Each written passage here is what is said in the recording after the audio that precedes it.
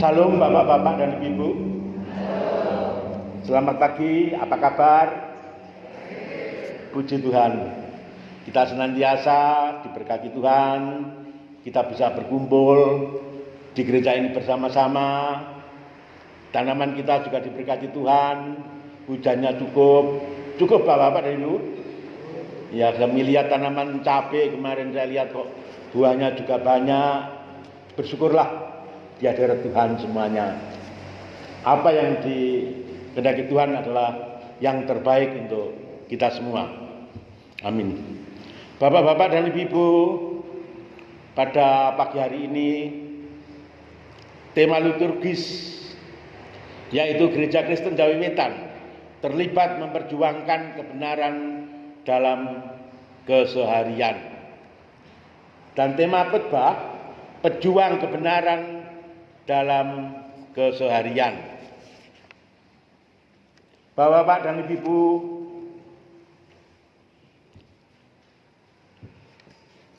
tema ini mari kita resapi, kita hayati, dan kita laksanakan di dalam kehidupan lebih lanjut. Dan nanti uraiannya di belakang sehingga tidak terjadi tumpang tindih. Kami usahakan singkat, jelas, mantap pada khotbah pada pagi hari ini. Bapak-bapak dan ibu-ibu yang diberkati Tuhan, dari ketiga bacaan ini dapat disimpulkan ibadah yang sejati itu ialah suatu ibadah menurut hikmat Allah dengan prinsip-prinsip kebenaran Allah. Prinsip kebenaran Allah adalah iman dan Roh Kudus. Hasil perjuangan kebenaran dalam hidup sehari-hari. Apakah kita bisa dikaruniai hikmat Bapak-bapak dan Ibu? Bagaimana? Bisa Pak Rianto dikaruniai Tuhan kita hikmat? Bisa. Dengan syarat bagaimana? Hikmat itu tidak sulit kok. Hikmat itu berasal dari Tuhan. Kalau kita minta pada Tuhan, yaitu dengan membaca firman-Nya, meresapi firman-Nya, dan melakukan keseharian kita berdasarkan firman, itulah hikmat yang sesungguhnya. Bukan hikmat seperti orang Farisi, sesuai dengan isi hatinya sendiri, tidak bersandarkan kepada Allah dan kuasa Roh Kudus. Bapak-bapak yang dikasihi Tuhan, adapun tema tadi pejuang kebenaran dalam keseharian. Berjuang itu apa? Bapak-bapak kan pernah mendengar, wah berjuang bian 45, wow, tahun 45, ada film perjuangan tahun 45, ada tahun film perjuangan ini. Berjuang itu apa? Berjuang itu adalah memperebut dengan mengadu tenaga, berusaha untuk melakukan apa yang dicita-citakan, walaupun sulit. Berjuang itu dengan penuh bahaya di dalam interaksi sosial ini dilakukannya. Berjuang, ya.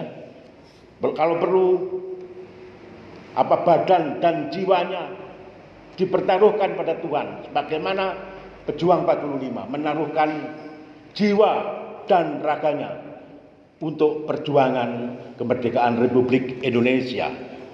Lah kita GKJW pada pagi hari ini dikomando oleh Majelis Agung agar berjuang untuk melaksanakan yaitu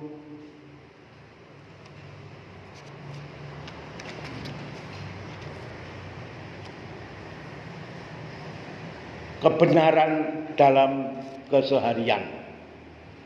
Kebenaran dalam seharian ini harus diperjuangkan. Baik itu dalam keluarga, dalam hidup bertetangga, di masyarakat, dan bernegara. Ini harus senantiasa diperjuangkan kebenaran ini. Bapak-bapak dan ibu, tentunya perjuangan pada saat ini bukan jiwa dan raga sampai menaruhkan titik darah yang penghabisan. Bukan. Perjuangan kita di sini adalah perjuangan yang bersifat spiritual. Perjuangan bukan menaruhkan jiwa dan raga, tapi perjuangan yang bersifat spiritual. Bagaimana perjuangan yang bersifat spiritual ini? Bapak-bapak, perjuangan yang bersifat spiritual adalah melihat sesuatu yang kurang benar di dalam kehidupan berkeluarga, terhadap anak, terhadap tetangga, terhadap siapapun. Ini harus kita luruskan, tentunya dengan kasih, bukan dengan yang menimbulkan kontroversi, menimbulkan pertikaian, menimbulkan saling menghujat antara satu dan lainnya. Jadi perjuangan yang penuh dengan kasih sayang, perjuangan dengan kekeluargaan yang baik pasti bisa. Selesaikan permasalahan yang ada di keluarga, dengan saudara, dengan siapapun, dengan cinta kasih. Asal kita tulus di dalam hati, kepahitan-kepahitan kita ini akan tidak diingat kembali. Dan Tuhan yang akan menghapus. Bapak-bapak dan ibu-ibu yang dikasihi Tuhan, kalau kita ini biasanya berada di zona nyaman, zona nyaman itu hidup sudah enak, terus ngene tok enak kok lapo sih Adik, berjuang kanggo apa? Ya berjuang untuk kemuliaan nama Tuhan. Sebagaimana tadi yaitu agar hidup ini dibenarkan. Apakah hidup yang dibenarkan ini kita akan meniru atau kita melakukan sebagaimana orang lain? Selagi baik, mengapa tidak dilakukan? Tapi apabila perbuatan-perbuatan orang lain yang tidak baik, yang bertentangan dengan Tuhan, tentunya no. Bukan diri kita sendiri yang dirubah, atau di dalam psikologi sosial dikatakan autoplastis. Lalu diri kita ini menyesuaikan. Kalau masyarakatnya judi, kita ikut judi. Kalau masyarakatnya minuman keras, kita ikut minuman keras. Kalau masyarakatnya bernarkoba, kita ikut bernarkoba. Apakah demikian? Tentunya tidak. Kalau kita melihat situasi yang kurang baik, tentunya kita harus menjauh. Tentunya sebisa mungkin dengan kasih sayang, dengan memberikan pengertian yang baik, ini kita lakukan. Sehingga tidak menimbulkan kontroversi, tidak menimbulkan pertentangan. Sebagaimana Pak Saryono itu bagus sekali kalau bersaksi. Saya pernah mendengarkan, hidup saya ini rusak Pak bermudahnya. Minuman keras, mabuk-mabukan, satu hari itu berapa botol gitu ceritanya. Rusak. Bu Saryono mendampingi dengan kasih sayang, dengan setia. Dan sudah saatnya Bapak Saryono ini sudah tua, dia merasakan panggilan Tuhan, dia bertobat. Ya, hasilnya dari Tuhan dikarunia yang luar biasa, jantungnya diring, ginjalnya rusak, penyakit dalamnya banyak, luar biasa, masih semangat berjuang untuk kemuliaan nama Tuhan. Salut sekali saya kepada Pak Saryono. Coba kalau ke gereja duduk di depan, memperhatikan dengan baik. Dia berubah 180 derajat. Dari yang semula hidup yang tidak sesuai dengan firman Tuhan, kemudian dia berubah menjadi sesuai dengan perintah Tuhan. Walaupun di hidup kita ini kadang-kadang itu banyak sekali gangguan. Karena diri kita ini selalu di sisi kanan ini Roh Kudus, di sisi kiri kita ini adalah roh kegelapan. Ini tidak bisa dihindari kemanapun kita pergi, kemanapun kita berada. Dua sisi roh inilah selalu mempengaruhi diri kita. Tergantung iman kita, tergantung kepada kesiapan kita di dalam menjalankan firman dan melakukan. Di tengah-tengah gereja di sini pun ada roh jahat. Di sisi kiri saya di sini juga ada roh jahat, roh kegelapan. Roh kegelapan tidak bisa diusir di dalam situasi tempat, kecuali kepada orang-orang yang dirasuk setan. Ini bisa diusir supaya keluar dari badannya. Namun di sisi kanan dan kirinya itu masih ada roh kegelapan. Bapak-bapak dan ibu-ibu, oleh sebab itu kita senantiasa beribadah, ya, berdoa di rumah yang tekun. Pagi hari sudah buka hari, doa, beribadah, memuji, membaca Alkitab, dan juga mendoakan orang lain, negara, ya, teman, bangsa, negara, dan sebagainya. Pagi hari, ya, sudah bangun jam 9, teringat Tuhan Yesus dibawa ke penyalipan, disiksa, ya. Tuhan, begitu beratnya Engkau Tuhan disiksa dalam perjalanan menuju ke kayu salib yang ada di Golgota. Tuhan, kita berdoa pada Tuhan, ingat jam 12 siang Tuhan Yesus sengsara, dianiaya dan dipaku di kayu salib. Kita teringat, Tuhan, Engkau disalibkan. Salibkan diri kami ya Tuhan. Salibkan dosa-dosa kami ya Tuhan, agar kami tidak ada dosa-dosa kami. Engkau telah menebus kami Tuhan. Salibkan diri kami ini Tuhan. Kalau kita disalib dalam kehidupan sehari-hari, itu rasanya, wah jangan Tuhan, saya masih repot, saya masih begini begitu perhitungan. Ya, kita diuji oleh Tuhan sedikit saja, kadang-kadang itu nelongso, kadang-kadang itu menyalahkan Tuhan. Ya, tetap kita bersyukur bahwa Pak, begitu pula jam 3 sore kita berdoa karena Yesus mati di kayu salib. Ya, Tuhan, Engkau mati di kayu salib menebus dosa-dosa kami. Ya, kemudian Tuhan bangkit dari antara orang mati. Ya, setelah bangkit dari antara orang mati, dikuburkan. Setelah mati di kayu salib dikuburkan. Kemudian jam 12 malam Tuhan Yesus sudah bangkit dari antara orang mati. Kita juga berdoa. Tidak usah panjang-panjang.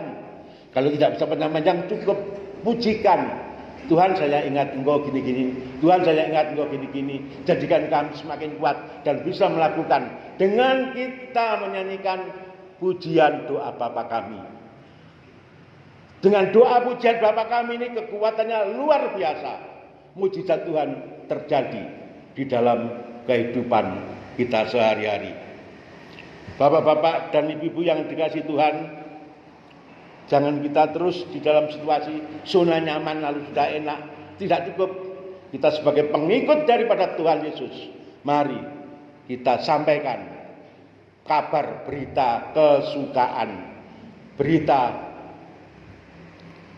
penginjilan Kristus, dan bukan hanya dengan membawa kitab suci lalu disodorkan kepada orang lain sehingga menimbulkan kontroversi dan pertikaian, tetapi dengan tingkah laku kita yang baik, kita menjadi suri teladan dalam kehidupan kita, baik di keluarga, di masyarakat, dan di pemerintahan.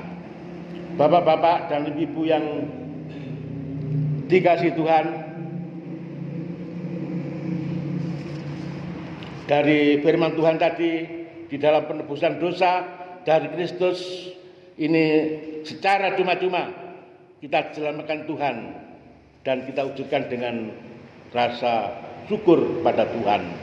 Kita ditebus oleh darahnya, mati di kayu salib. Kita ini bersyukur dengan cuma-cuma, Bapak dan Ibu. Dengan cuma-cuma ini apa yang harus kita balas? Nah ini Tuhan, apa yang kami lakukan untuk Tuhan, karena Tuhan sudah melakukan kepada diri kami yang terbaik di hadapannya. Bapak-bapak dan ibu-ibu yang dikasihi Tuhan,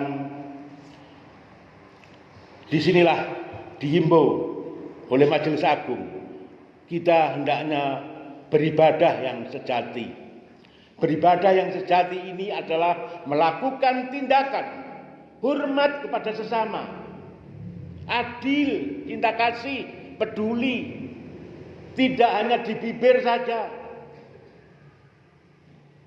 Kalau di bibir saja itu kan tong kosong nyaring bunyinya, tetapi di dalam kehidupan kita sehari-hari, ya, diterapkan di dalam kehidupan sehari-hari. Bapak-bapak dan ibu-ibu yang dikasihi Tuhan, sebagaimana orang Farisi tadi di dalam bacaan, orang Farisi adalah sering sekali hanya di bibir baik, indah kata-katanya, bagaikan kata-kata mutiara yang sangat bagus, namun di hatinya nol. Inilah yang disebut orang munafik. Kelihatannya beribadah dengan tekun, dengan baik, berpuasa, berdoa, namun bertentangan dengan hatinya. Hatinya senantiasa serakah, hatinya senantiasa ingin menguasai, ingin dihormati, ingin dan sebagainya. Inilah orang Farisi. Yang dikehendaki Tuhan pada saat ini, kita beribadah melebihi dari orang Farisi yang telah kita dengarkan bersama tadi dari pembacaan firman.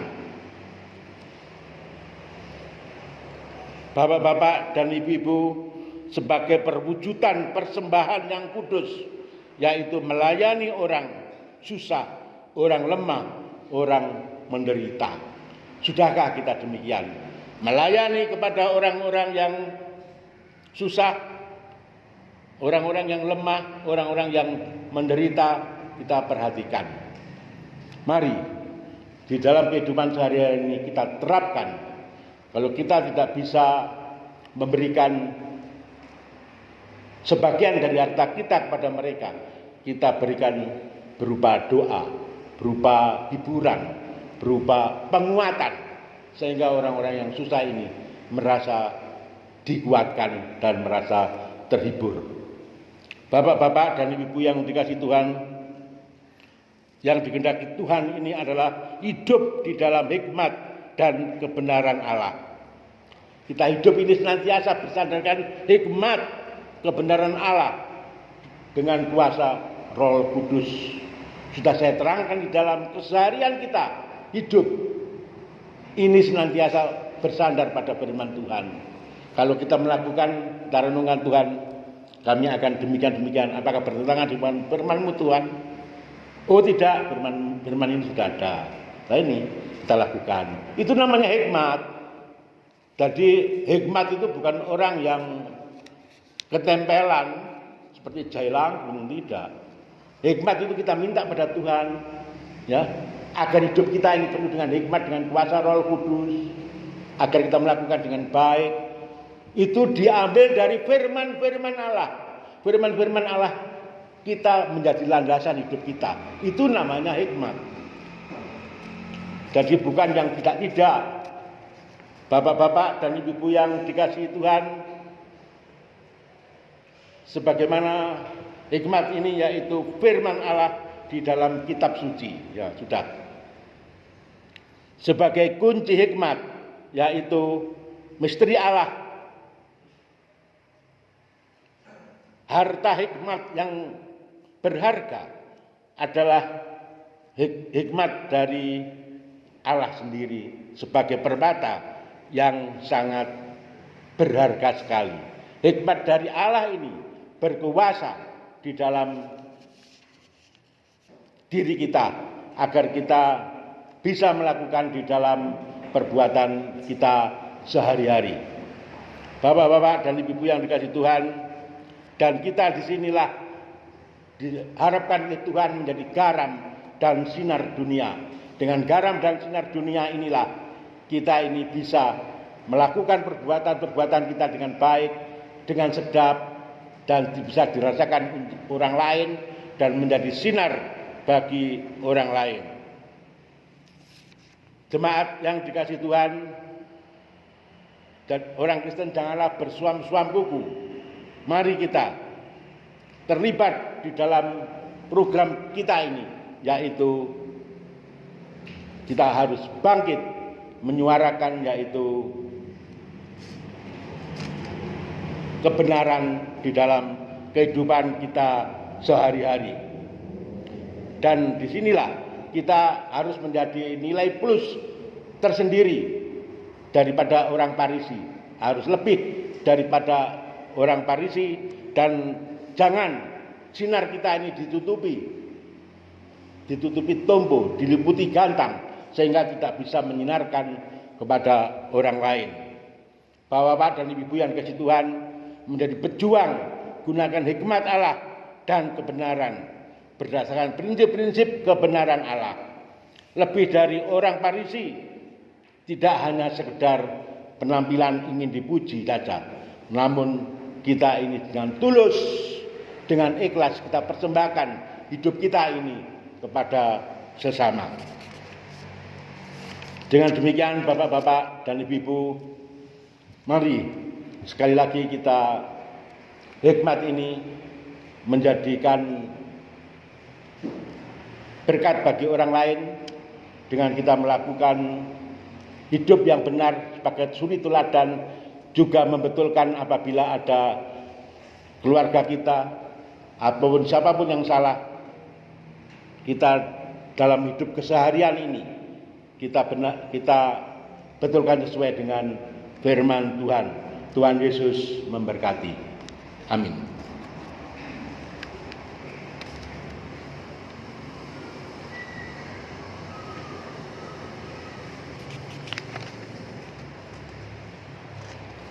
Kita saat teduh diiringi dengan organ.